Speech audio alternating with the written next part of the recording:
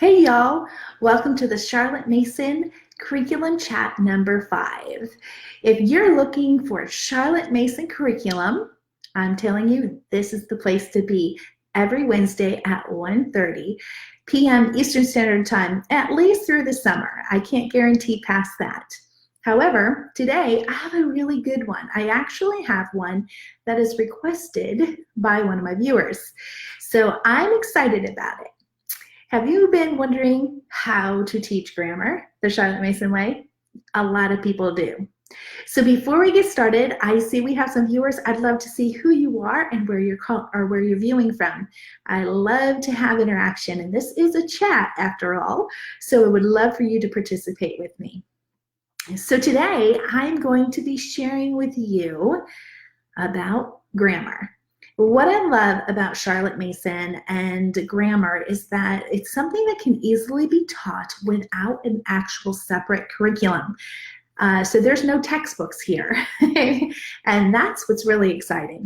So let me introduce you to, this is a series of books. So I want to introduce you to the very first one that I normally introduce our children to first, and that is Ruth Heller, The World of Language. And this is a book about nouns.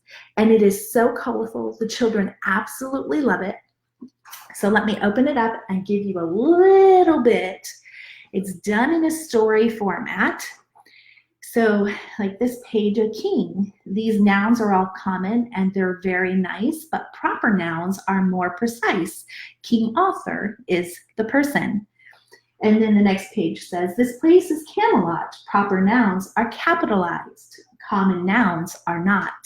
So it's done in a very fun, colorful way, making it very living, and it allows the reader to get excited while having that memory of a picture to help them remember what it is. I don't know if you have ever memorized something by picture, but it works. I am 47 years old, and I remember memorizing the 10 Commandments as a child by pictures. They really stick. All right, so here it is. So it's talking about abstract nouns and how important concrete nouns. So the books are just so beautiful. And compound nouns are more than one word. Countdown is joined together. So it shows them how count. Can you see it? Count down is a compound word that is a noun. So there you have it for the nouns. This is a chat, so I'd love to know who's watching, where you're watching from, and your thoughts on the books or any kind of questions. Let me know if you've used them too.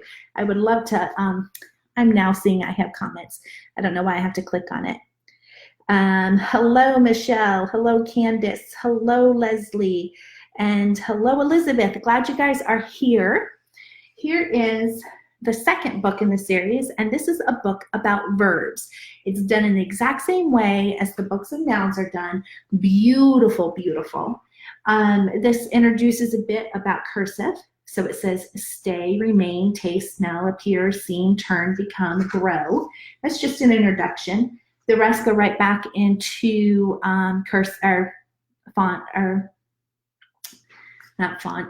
manuscript. Sorry, my brain was a little fried there. A verb is really the most superb of any word you've ever heard. Verbs tell you something being done. Roses bloom. And so it goes through and people run. So they're just such fun, beautiful, beautiful examples of this. So let me show you really quick a couple of the other books in the series, and I'll get to some of the questions. Hello, Amy and Lisa. Nice to have you. So here's one about adverbs, and it's done in the exact same way. Beautiful, beautiful. So we'll go to the front so you can see. Adverbs work terrifically when answering specifically how often, when, and where. Penguins all dress decently. And so you'll see as it goes by, these are something that will definitely help a child have firsthand experience in a book form of what grammar looks like. They have one about adjectives, Again, same way at the very beginning, an adjective's terrific when you want it to be specific. It's easily identified by number, color, or by size. So then it goes through a lot of examples on those. Beautiful pictures to enjoy. This is my favorite book. The one about propositions. We have so much fun with this book.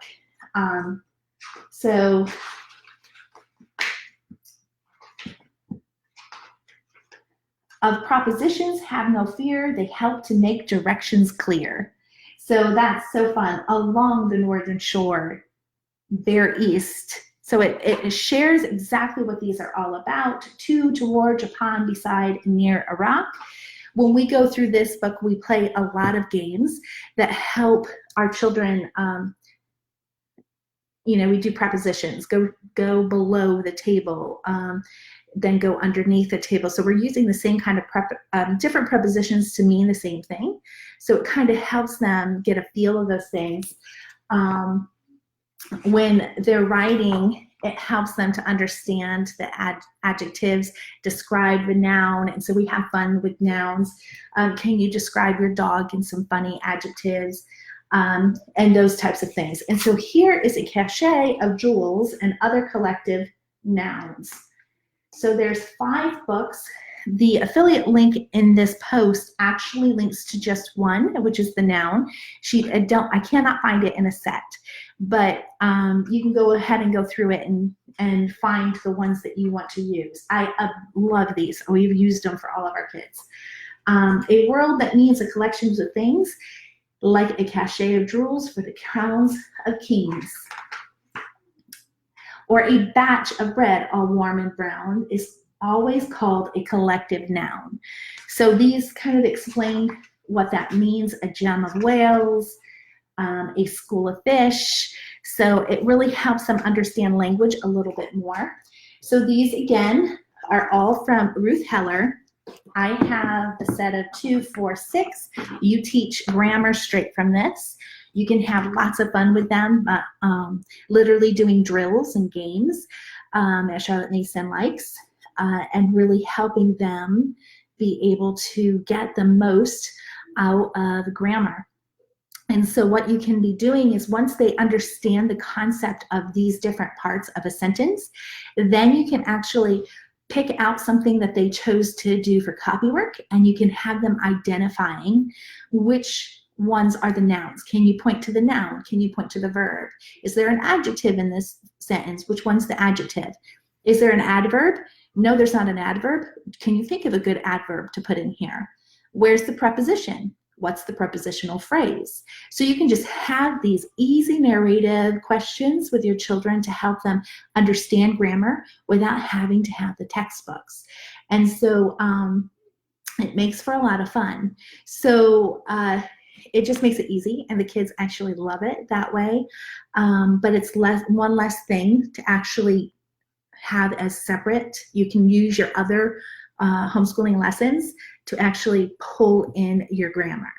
Now, I will say, when our children get into high school, we use IEW, and that takes to help them understand how to write with these. And every one of our children have flourished with IEW in high school. My 2 reluctant writers, which are my boys, surprise, surprise, boys do not like to write on the most common, they flourished as writers. And now in 11th grade, my son, who is about to turn 17 on Sunday, he writes all the time now, and he just loves it. So this is a perfect way to turn writing into something fun. So you start with this, you give them lots of examples of how to do this, and then you turn to IEW when they get into high school. All right, let me see what questions you all might have. Would these be for middle grades? Yes, I would. It depends on what you've done for your kids prior to middle ages or middle grades, not middle ages, wrong subject. You want to make sure they have a concrete understanding of at least those parts of a sentence, because Frankly, you're a better writer if you add adjectives and adverbs and prepositions. Having prepositions at the beginning of a sentence makes a sentence more exciting. And so a lot of the stuff you'd learn in IEW, and they do have some younger grades, but honestly, I wait till high school because that's where we really like push all kinds of writing, and I expect better writing from them. I expect high school level writing at that point. So we are sharpening the skills in middle school, right? And then in high school, they are zoning in and really flourishing well with that. Do any of Charlotte Mason use the Bible in it? Yes. Leslie Earl Hilburn, I'm not sure I understand that. Do any of Charlotte Mason use the Bible in it? If I'm understanding correctly, Charlotte Mason actually had children read from the Bible. She really didn't expect any other curriculum per se. She thought the Bible was the curriculum. So I'm not sure if that's what you were asking or not. Michelle, you said these look great. They really are. This seems so much easier than a workbook. And what's fun is your children will love them if you just incorporate it. And if you find that they're struggling at something, if they're really not getting a clear understanding, you can sit and talk to them through a book, a textbook like crazy, and they still won't get it. These make them just fall in love with language and really helps them understand it in a way. So we do this with more drills than, you know, just reading it. You have to have them just like when you read a book and you narrate, that's them being able to not just retell, but to have ownership of what they just read. So you can't just read these books and expect your children to understand them and hold it for life. What you have to do is help them see them in what they're reading. So just have some time once or twice a week and just have fun with grammar. It does not need to be difficult. All right, thank you. These sound perfect to use with my 5th and 7th graders. Absolutely. You'll definitely want to make sure that your middle school children have a firm foundation in grammar before starting high school, because by high school, they should have mastered the understanding of the structure of a sentence for sure.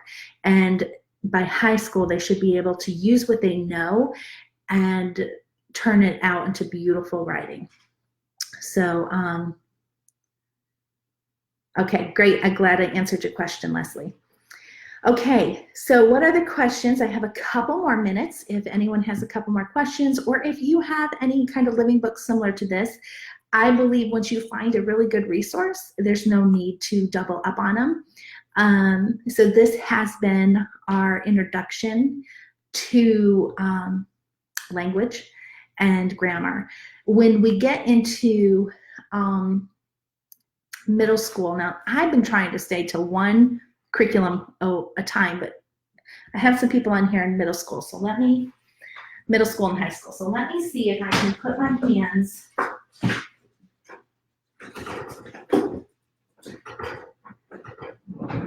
I'm sorry, I would never do this, but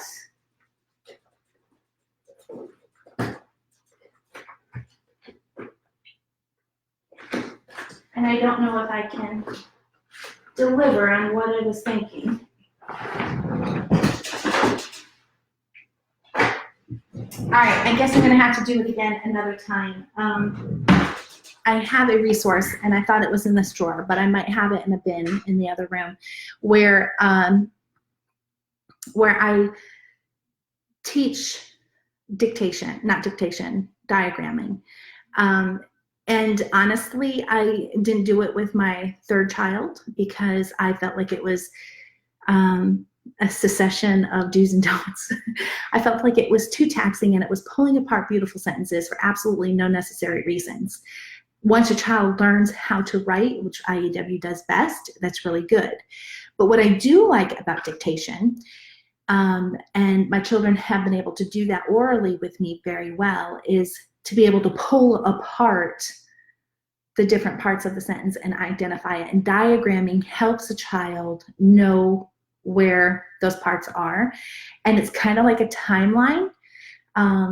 When a child memorizes dates, because they're reading, they will make those connections orally. Someone on a recent curriculum chat had mentioned that their children were able to grasp that themselves, and they were making the connection of where an event fell on the timeline.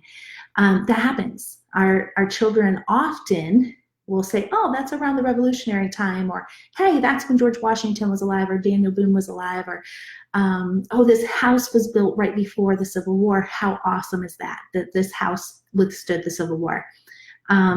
They make those connections. So the same thing is with the sentences. So there is a positive aspect of diagramming for children who need a little more help seeing the different parts, but I would never make the mistake again of requiring a textbook for, and who knows, maybe I just got rid of it. Maybe that's why it's not in my book or in the thing, but it's fun to have children be able to learn diagramming if they have that analytical mind and it just intrigues them.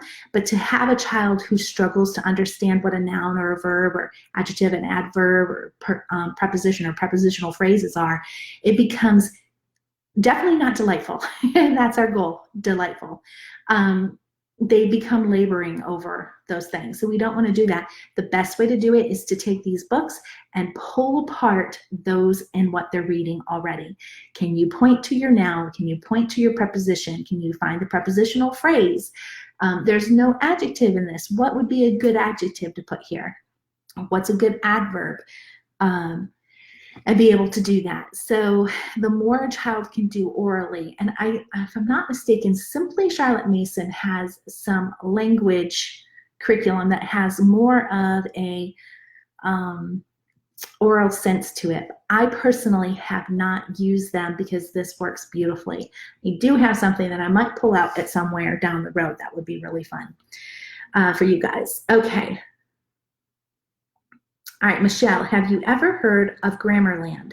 I have not heard from Grammarland. I don't know if it's an app or not, but I do know my children, and I don't have that here, have had the opportunity to enjoy some CDs that were where they had to find the errors in the sentences, and they loved them, absolutely loved them. They were so much fun for them. So if it's something like that where it's a game, kind of, I don't know, Grammarland kind of sounds like Candyland to me, so I think it's a game and I could be totally wrong. But those are fun. They're very fun. And so are the Mad Libs. Those kind of things are so fun for kids to pop in those kind of things. So you just want to have more of a games and drills versus having it be its own subject and a daunting one. You remember, you want them to delight, and there's nothing that's going to create a desire for a child to write when grammar is tedious to them. So you want to make grammar beautiful. You want to make it easy so that it will help them to become better writers. That's the purpose of grammar, is to help them to become a better writer. There's no other reason under the sun for grammar but for us to learn to write. Okay, so if you keep that in your head and you realize that textbooks are going to make it tedious and not delightful, you're going to want to be convinced of the purpose of grammar. All right, so how do you find these books? Is there a link somewhere I've missed? Thank you. Okay, so Tiffany, up at the top, if you hit see more on this post, it'll have an affiliate link to Amazon. It's my affiliate link. And I linked to only one book because I cannot find them in a set. I linked to nouns. But when you find nouns, Amazon's really good at recommending other books that are just like this. So you should be able to find the whole sets there. I have 6 books. They're worth what they are. I don't remember the price, but they're worth it. This is paperback, but they have lasted all of our children, and they have done well. And another reason why it lasted all of our children is I keep them in my drawer. This dresser is my resources that I have to keep at the side because I only use it for a short period of time and then I put it away. My other living books are on what I call my Charlotte Mason library that's in our schoolroom. So Anyway, so the link is there.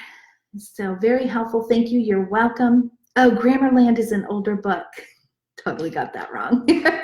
We'll blame it on Candyland because that's exactly where my head went. But I'm sure there's apps, and I'm sure there's some kind of way to make a child be able to like enhance, and that's what you want them to do, is enhance sentences. And so when a child begins to write around age 10 is when they start to do some of their narration, not all of their narration, but some of their narration. And they start to get a little bit more confident in their writing. That's when I start saying, hey, can you add a fun adjective? Or can you, and I'm only throwing one in at a time. Can you add a fun adjective? And they have to know that every sentence must have a noun and a verb, or it's not a sentence. So there's no way to just say a dog. It doesn't make sense. But a dog runs makes sense. And that's mostly what their first little sentences are going to be. So the more they can add into it, the better. So have fun with it. Make it a delight. Now I'm going to go check out Grammarland, but not right now because I'm about to go live in a few more minutes into our Charlotte Mason planning workshop. I'm real excited about that, going live and answering questions about children's free time. So if you're in the workshop, I'll see you there. If you're not, it's not too late to join. So let me give you the link. All the videos and links are in there. And it's been a delight. It's been a very active group. I'm excited about that. I'm excited about helping everyone plan their Charlotte Mason. I'm going to write that book down because I don't want to forget it. Grammarland. Just remember, you just want your children to be delighted with grammar because it's going to help them enjoy writing. When you make it tedious, they're going to hate writing and they're going to just buck it all the way. All right, I'll see you next week on the Charlotte Mason curriculum chat number 6, and I'll keep a secret as to what we're going to cover next week. Until then, I'll see you. Bye-bye.